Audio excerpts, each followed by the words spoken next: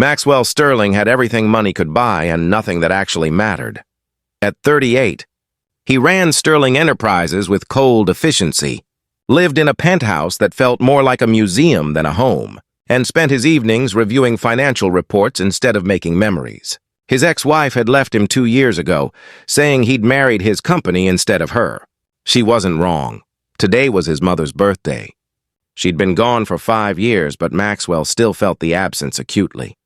She was the only person who'd seen past his success to the loneliness underneath, who'd reminded him that wealth meant nothing without connection. He'd been too busy building his empire to visit her as much as she'd asked. Now it was too late. On impulse, Maxwell found himself walking into Sweet Dreams Bakery, the small neighborhood shop his mother had loved. He hadn't been here since her funeral, when they'd ordered the reception cakes. The place still smelled of vanilla and cinnamon, still had the same warm lighting and cheerful displays. He was staring at an elaborate cake in the window, lost in memory, when he heard a small voice behind him. "Excuse me, mister, is it your turn? Because I need to buy a cake for my mommy's birthday and the bakery closes soon." Maxwell turned to find a little girl looking up at him with serious brown eyes. She couldn't have been more than 5 years old, with reddish-brown hair that needed brushing and a worn pink dress that had been carefully mended in several places. In her small hand, she clutched a $5 bill like it was a treasure. "No, I'm just looking." "You can go ahead," Maxwell said, stepping aside.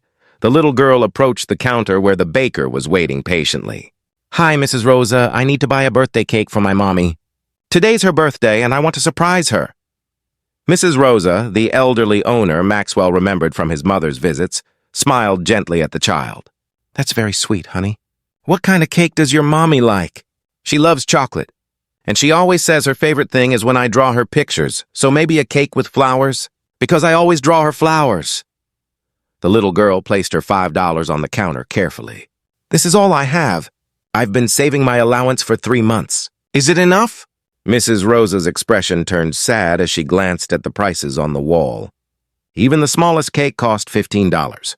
"Sweetheart, I'm not sure we have anything for $5. "The cakes are a bit more expensive than that." The little girl's face crumpled, but she held back tears with visible effort. "But it's Mommy's birthday. She works so hard and she's so tired all the time and she never buys anything for herself, and I want to make her smile.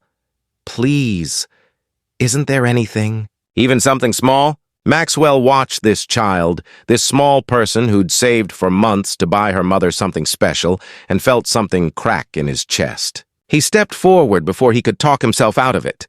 "Excuse me," he said to Mrs. Rosa. "How much for the chocolate cake with the flowers?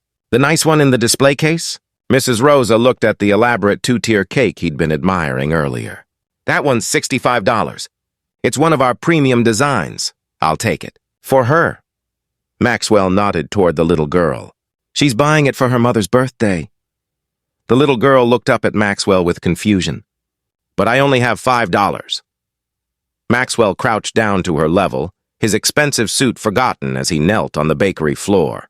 "I know, but it's a special birthday cake special, and today only, birthday cakes for mothers cost exactly $5. Right, Mrs. Rosa?" Mrs. Rosa, understanding immediately, nodded with tears in her eyes. "That's right. Today we have a very special promotion. $5 for any cake in the store if it's for your mother's birthday?" "Really?" The little girl's eyes went wide with wonder. "Really?" Maxwell confirmed. "But there's one condition. You have to tell me about your mommy. What makes her so special that you saved for 3 months to buy her a cake?" The little girl's face lit up and words tumbled out in a rush. "My mommy is the best mommy in the whole world. She works at 2 jobs, one at the store and one cleaning offices at night because it's just us since Daddy left. She's always tired, but she still reads me stories every night and makes me breakfast even when she didn't sleep. She says I'm her sunshine and she never complains even though I know we don't have much money. She always makes sure I have what I need even if she doesn't. And today's her birthday, but she said we couldn't afford a cake this year, so I wanted to surprise her. So she knows she's special." Maxwell felt his eyes burn. This child understood something he'd forgotten, that love isn't measured in dollars but in sacrifices made, in being present despite exhaustion, in making someone feel valued. What's your name, sweetheart? Sophie Martinez. What's yours? I'm Maxwell. And your mommy is very lucky to have you, Sophie. I'm lucky to have her, Sophie said simply. She's my best friend. Mrs. Rosa boxed the beautiful chocolate cake with cream flowers, making it extra special. Sophie counted out her $5 with careful precision, placing each bill on the counter like it was part of an important ceremony. Maxwell added the remaining $60 without Sophie noticing, and Mrs. Rosa tucked it discreetly into the register. As Sophie prepared to leave, carefully holding the box that was almost as big as she was, Maxwell made another impulsive decision. Sophie, wait. Would it be okay if I walked with you to make sure you get home safely with the cake? It looks heavy. Sophie considered this seriously. Are you a good person? Because Mommy says I shouldn't go with strangers unless they're good people. That's very smart advice. How about this? Mrs. Rosa has known me since I was young. Mrs. Rosa, am I a good person? Mrs. Rosa smiled warmly. Maxwell Sterling's mother raised him right. He's a good person who's forgotten it sometimes, but yes, Sophie, he's safe. Okay then, Sophie agreed. You can help me carry the cake. Mommy will be so happy.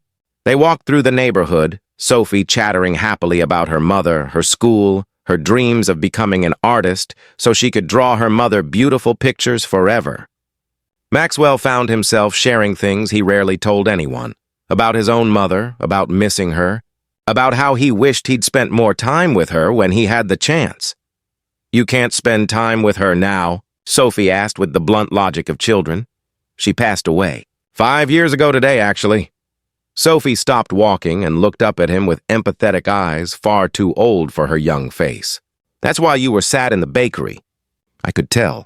You had sad eyes like Mommy sometimes has when she thinks I'm not looking. I didn't realize it showed. Sadness always shows if you look close enough. Mommy taught me that. She says when people are sad, the kind thing is to notice and help if you can. Sophie shifted the cake box. I think you helped me because you know what it's like to miss your mommy. So you wanted to make sure I could make mine happy. That was really nice. This 5-year-old understood him better than most adults he knew.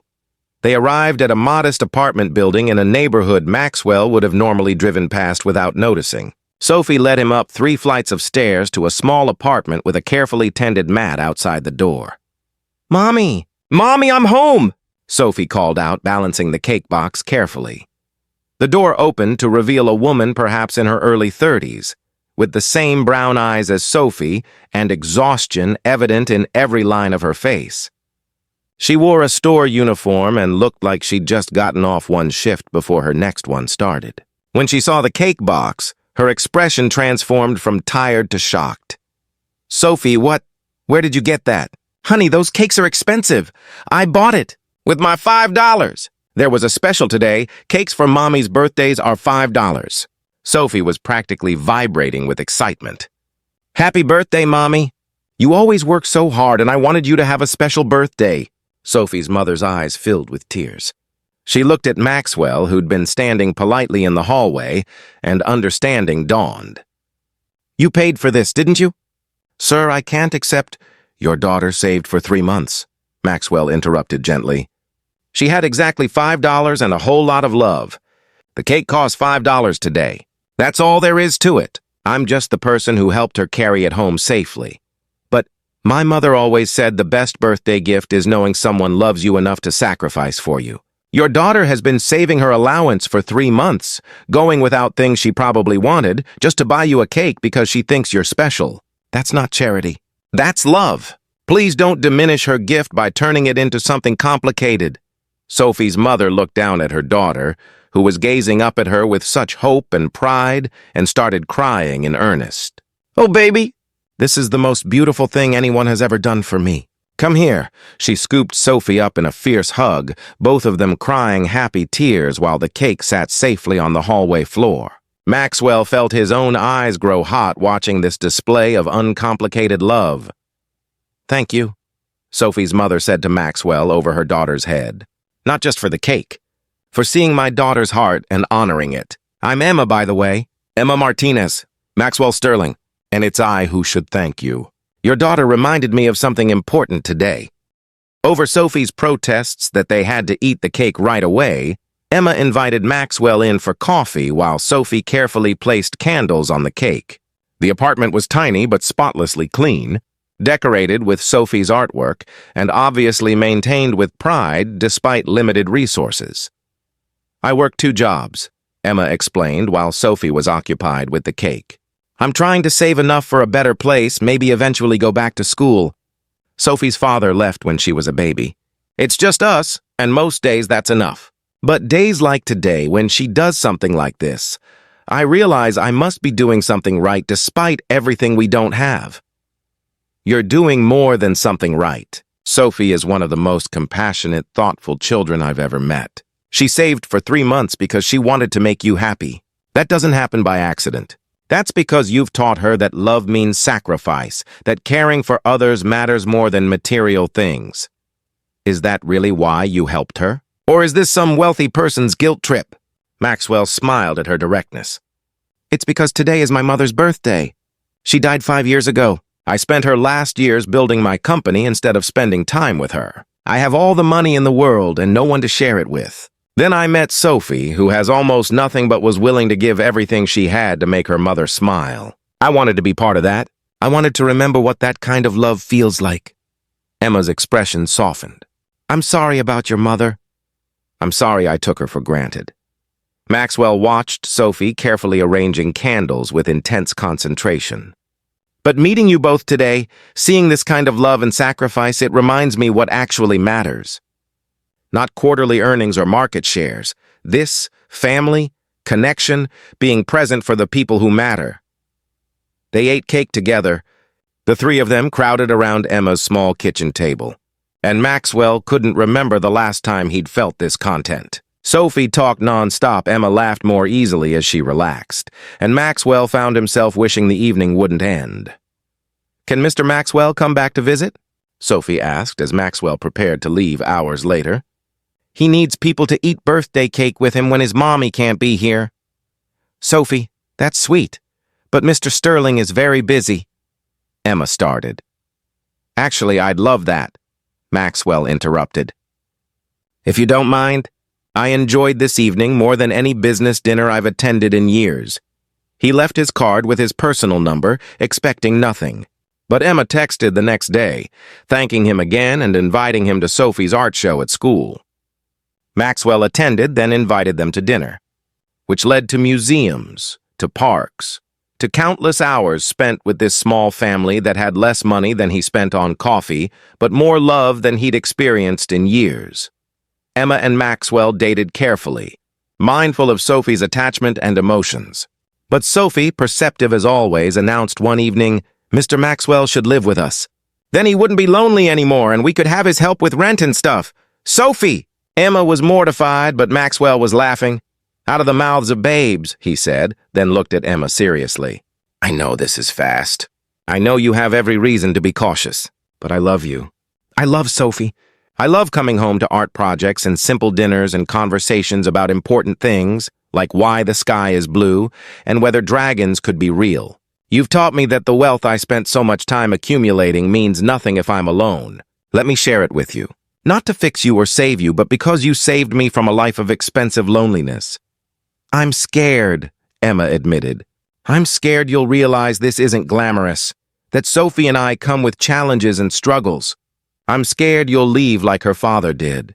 Sophie's father left because he was a coward who couldn't handle real love. I'm staying because I finally understand what real love is. It's a 5-year-old saving for 3 months to buy her mother a cake. It's a single mother working 2 jobs, so her daughter has what she needs. It's choosing each other every day, not because it's easy, but because it's worth it."